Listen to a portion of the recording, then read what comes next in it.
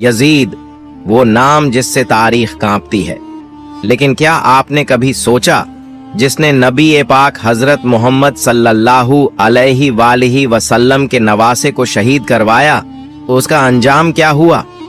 क्या वो चैन से जिया?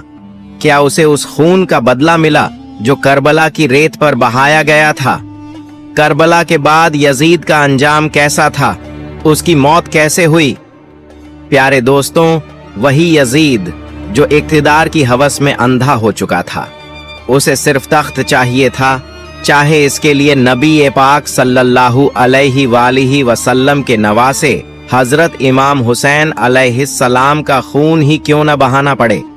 उसी ने उबैदुल्लाह बिन ज़ियाद जैसे संगदिल और जालिम शख्स को कूफा का गवर्नर बनाया और उसी के जरिए हजरत इमाम हुसैन अलैहिस्सलाम और उनके वफादार साथियों के कत्ल का हुक्म जारी करवाया।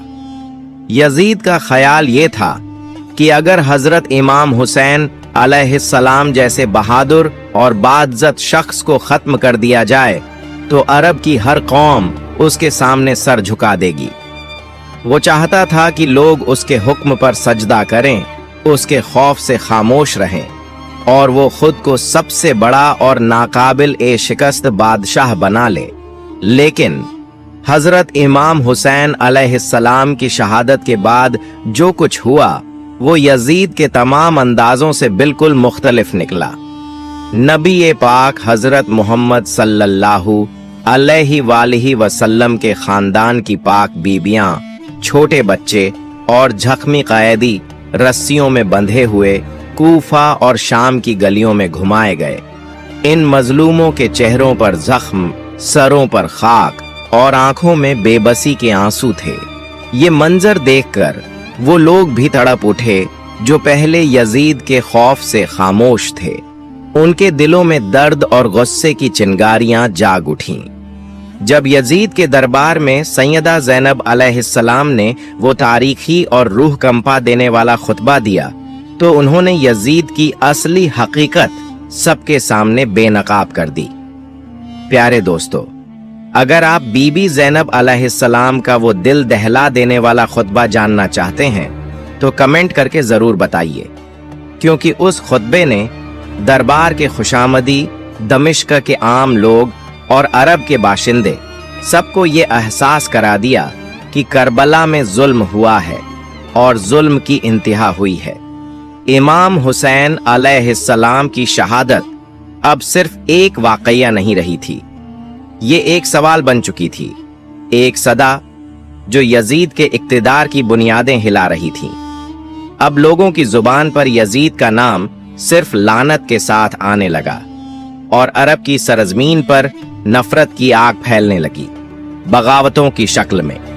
क्योंकि जब लोगों की आंखों से गफलत का पर्दा हटा और करबला की सच्चाई उनके सामने खुलकर आ गई तो उन्हें ये बात दिन की रोशनी की तरह साफ नजर आने लगी कि नबी पाक के नवासे हजरत इमाम हुसैन अलैहिस्सलाम और उनके अहले बैत पर जो जुल्म हुआ उसका सबसे बड़ा गुनहगार और मुजरिम कोई और नहीं बल्कि यजीद था। उसका ये जुर्म महज एक वक्ती जुल्म नहीं था, बल्कि ऐसा गुनाह था जो कयामत तक सबसे बदतरीन जुर्म के तौर पर याद रखा जाएगा। मदीना मुनव्वरा के बाशूर, वफादार और मुखलिस मुसलमानों के दिलों में गम और गुस्से की आग भड़क उठी।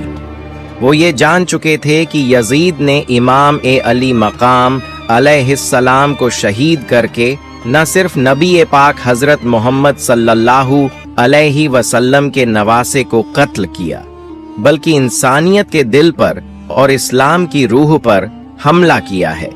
इसीलिए अहले मदीना ने यक ज़बान होकर यजीद की बैत से इनकार कर दिया और उसके इक्तिदार को मुस्तरद कर दिया।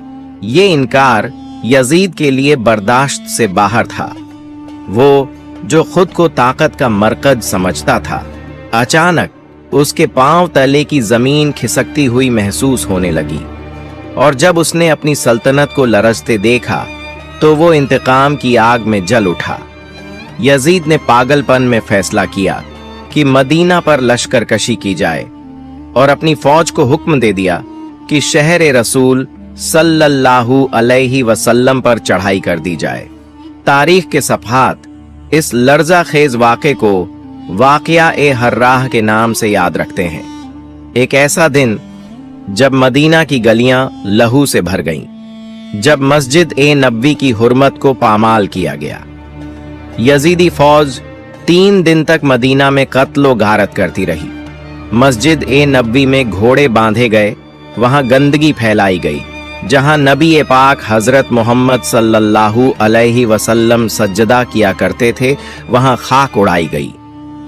नबी के शहर में असमतें लुटीं, घरों को आग लगा दी गई, बेवजह मर्दों को कत्ल कर दिया गया और हर गली, हर दर, हर आंगन दर्द, आग और चीखों से भर गया। ये जुल्म सिर्फ एक जंग नहीं थी, बल्कि ये नबी पाक हजरत मोहम्मद सल्लल्लाहु अलैहि वालिहि वसल्लम के दीन पर हमला था। और तारीख आज भी वाक़या-ए-हर्राह को इंसानियत के माथे पर एक सियाह दाग के तौर पर याद करती है। लेकिन यजीद का जुल्म यहीं खत्म नहीं हुआ। मदीना में जुल्म की आग भड़काने के बाद अब उसके शैतानी इरादे अल्लाह के घर काबा की तरफ मड़ गए। वो घर जिसे अल्लाह ने अमन की जगह करार दिया था, जिसे तमाम मुसलमान अपना क़िबला मानते हैं, यजीद की फौज ने उसी मुक़द्दस मकाम पर मंजनीकों से आग के गोले बरसाने शुरू कर दिए। काबा का गिलाफ शोलों की लपेट में आ गया। आग ने उसकी दीवारों को नुकसान पहुंचाया और वो मकाम जो सजदों, दुआओं और आंसुओं से मामूर रहता था, जलते शोलों में घिर गया। जब काबा पर हमले की खबर चहुं ओर फैली तो इस्लामी दुनिया में एक झलझला आ गया। लोगों के दिल कांप उठे और हर जबान से यजीद के लिए लानत और नफरत के अल्फाज बुलंद होने लगे। वो लोग जो पहले उसके जुल्म पर खामोश थे, अब वो भी खामोश न रह सके। लोगों ने उसके खिलाफ बगावत की बातें शुरू कर दी और उसके जवाल की तैयारियां होने लगीं। मगर यजीद अब भी ताकत के नशे में चूर था। जो शख्स भी हक की बात करता या जुल्म के खिलाफ आवाज बुलंद करता, यजीद उसका सर कलम करवा देता। लेकिन जुल्म हमेशा कायम नहीं रहता। अल्लाह सबसे बेहतर इंसाफ करने वाला है। अभी करबला के खूंचकां अलमिये को ज्यादा वक्त नहीं गुजरा था कि अल्लाह का कहर यजीद पर नाजिल होने लगा।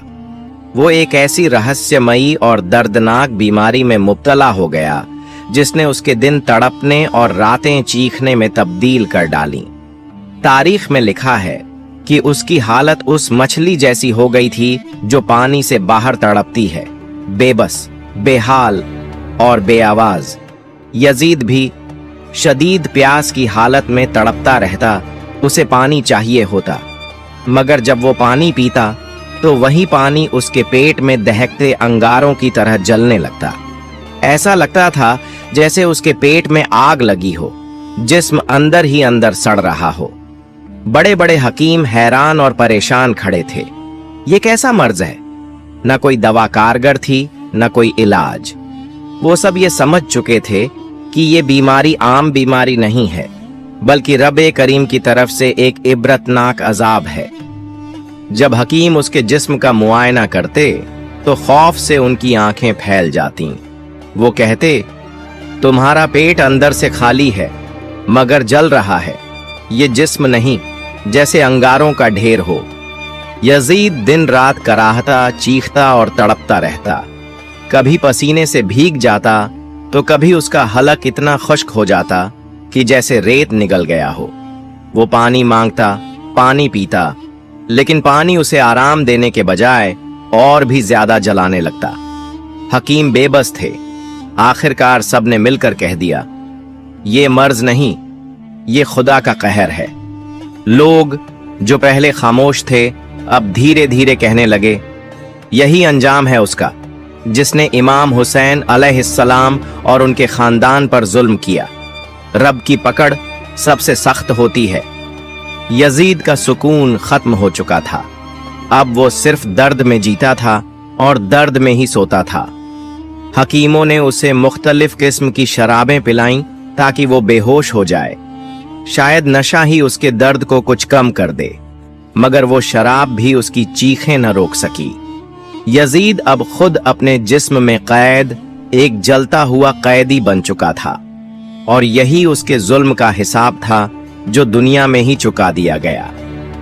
जब यजीद की तड़प नाकाबिले बर्दाश्त हो गई और उसके जिस्म का एक एक हिस्सा सोजिश से जलने लगा, तो कुछ दरबारियों ने मशवरा दिया, शायद थोड़ी तफरीह, थोड़ा शिकार उसकी तवज्जो दर्द से हटा दे। शायद कुदरत की फिजा में निकलने से कुछ लम्हों का सुकून मयस्सर आ जाए। चुनांचे एक दिन यजीद अपने चुने हुए दरबारियों, गुलामों और मुहाफिजों को साथ लेकर शिकार के लिए एक घने और सुनसान जंगल की तरफ रवाना हुआ। वो जंगल अजीब सा था, हर तरफ फैले दरख्त, सन्नाटा और एक मध्यम सी रोशनी। दिन ढलने के करीब था। शिकार के दौरान अचानक सबकी नजरें एक तेज रफ्तार हिरन पर जा टिकीं। वो हिरन बिजली की तरह झाड़ियों में दौड़ता, कभी दाईं निकलता, कभी बाईं गायब हो जाता। यजीद की निगाहों में एक चमक आ गई। उसने अपने गुलामों को पीछे छोड़कर जुनून के आलम में घोड़े को ऐंठ लगाई और हिरन के पीछे लपक पड़ा। वो लगातार उस हिरन का पीछा करता रहा, मगर अचानक उसकी नजर एक और हिरन पर पड़ी जो न सिर्फ पहले वाले से ज्यादा खूबसूरत था, बल्कि हैरत अंगेज हद तक तेज रफ्तार भी। यजीद ने पूरी ताकत से अपने घोड़े को दौड़ाया। वो उस हिरन के पीछे पीछे भागता चला गया।